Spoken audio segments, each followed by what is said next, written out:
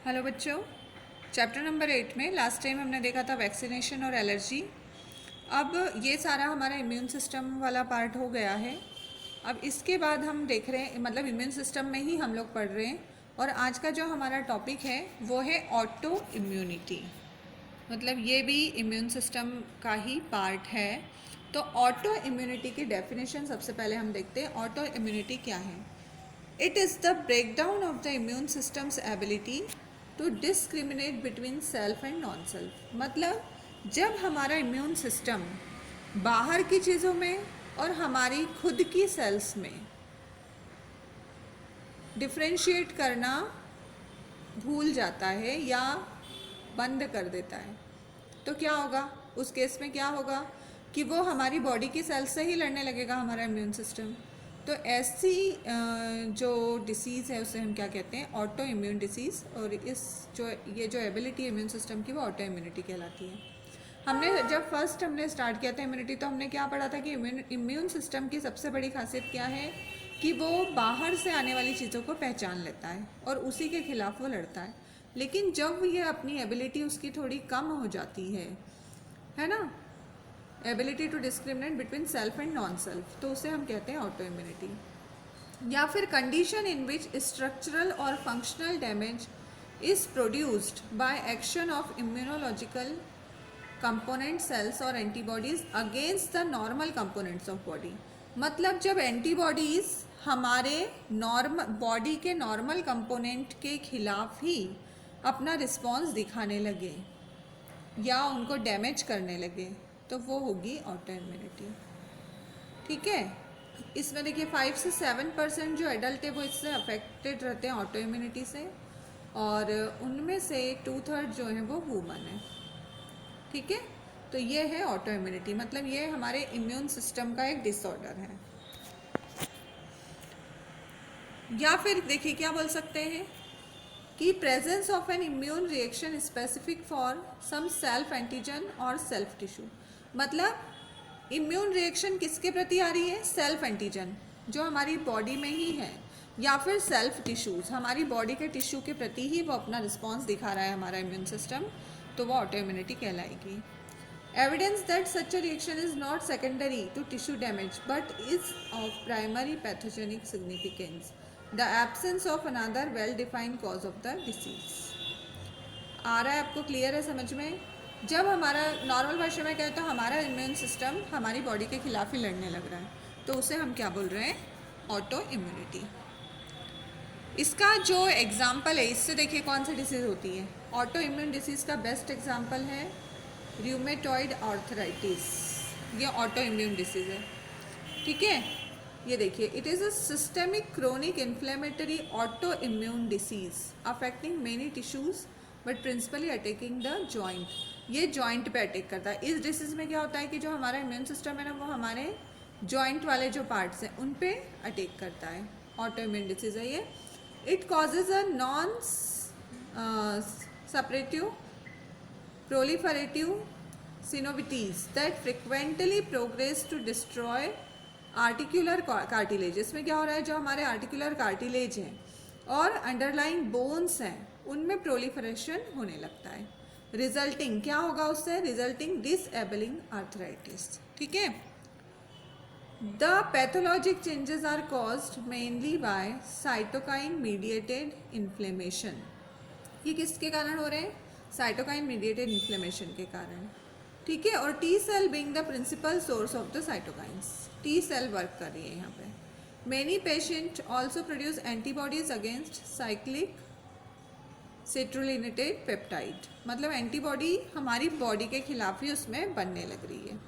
तो ये rheumatoid arthritis जो है वो एक ऑटो इम्यून डिसीज़ है, जिसमें हमारा जो इम्यून सिस्टम है हमारे जॉइंट के जो कार्टिलेज हैं उनमें प्रोलिफरेशन कर देता है, यानी बोन्स जो है वो कैसे होने लगेंगी? पोरस टाइप की।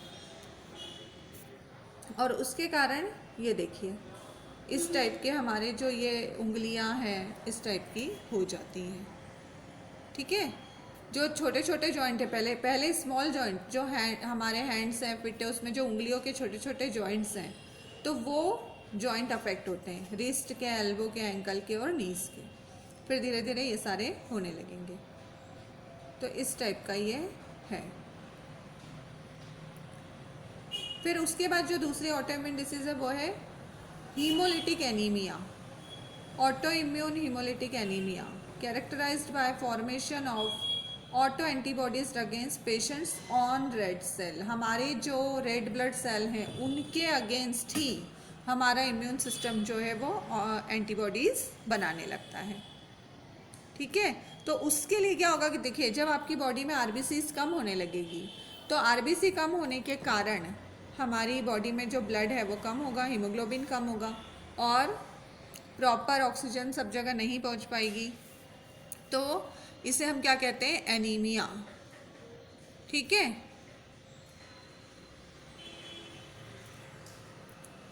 तो ये एनीमिया इसके कारण हो जाता है, मतलब इम्यून सिस्टम हमारी रेड ब्लड सेल से ही लड़ने लगता है। तो ये हो जाएगा ऑटो इम्यूनिटी। क्लियर है आपको? अब इसके बाद हम देख रहे हैं कि जो हमारा इम्यून सिस्टम है उसका स्ट्रक्चर और फंक्शनल सेल्स कौन कौन सी हैं, मतलब कौन कौन सी चीज़ें इम्यून सिस्टम में काम करती है। तो इम्यून सिस्टम देखिए, आपको ये तो पता ही है कि क्या है। It is a biological structure and processes within an organism that protect against disease by identifying and killing pathogens and tumour cell. क्या करता है हमारा इम्यून सिस्टम? पैथोजेंस को पहचानता है, उनके खिलाफ लड़ता है और एंटीबॉडीज बनाता है। अब हमारी बॉडी के जो इम्यून सेल है वो देखिए कौन कौन से हैं। Cells of the immune system distributed throughout the body in the blood, lymph, epithelial and CT. मतलब ब्लड में होते हैं, लिम्फ में होते हैं और इपिथेलियल सेल्स में भी होते हैं। लिम्फॉइड नोड्यूल्स के रूप में ये लिम्फ में प्रेजेंट रहते हैं।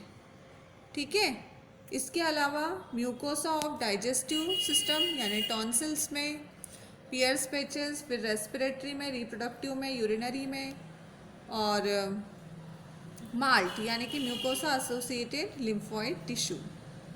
फिर अलग अलग जगह पर, जैसे कि लिम्फॉइड ऑर्गन कौन कौन से होते हैं? लिम्फ नोड, स्प्लीन, थाइमस और बोन मेरो।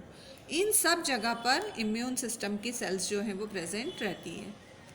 अब इम्यून सिस्टम कंपोज्ड विथ किस किस चीज़ से बना हुआ है? All parts of the body help in recognition and destruction of foreign material. तो इसमें देखिए कौन कौन से आते हैं? White blood cells, phagocytes, lymphocytes, bone marrow, lymph node, tonsils, thymus and spleen. ये सारे जो हैं, ये देखिए, ये सारे जो ऑर्गन्स हैं वो क्या हैं? इम्यून सिस्टम के ऑर्गन्स हैं। ठीक है ना? वाइट ब्लड सेल्स भी इनसे लड़ रही हैं, लिम्फोसाइट, फिर बोन मैरो में ही इनका फॉर्मेशन होता है, लिम्फ नोड्स, टॉन्सिल्स हैं, थाइमस और स्प्लीन। तो ये जो सब हैं ये लिम्फ इम्यून सिस्टम के ऑर्गन्स हैं। ये देखिए, अब इनमें भी देखिए 2 कैटेगरी में इनको डिवाइड किया है। प्राइमरी लिम्फॉइड ऑर्गन, इसमें आते हैं बोन मैरो और थाइमस, जहाँ पे ये सारे जो सेल्स का फॉर्मेशन होता है, और मैचुरेशन साइट, ये प्राइमरी लिम्फॉइड ऑर्गन है। और सेकेंडरी लिम्फॉइड ऑर्गन में आते हैं स्प्लीन, लिम्फ नोड, मॉल्ट यानी कि म्यूकोसल एसोसिएटेड लिम्फ टिश्यू, और GALT, गाल्टी मतलब गट एसोसिएटेड लिम्फ टिश्यूज। इसके अलावा ट्रैप एंटीजन, एपीसी, लिम्फोसाइट और प्रोलिफरेशन, ये सारे सेकेंडरी लिम्फॉइड ऑर्गन में आएंगे। ये देखिए, ये सारे लिम्फॉइड ऑर्गन्स आपको दिए हुए हैं।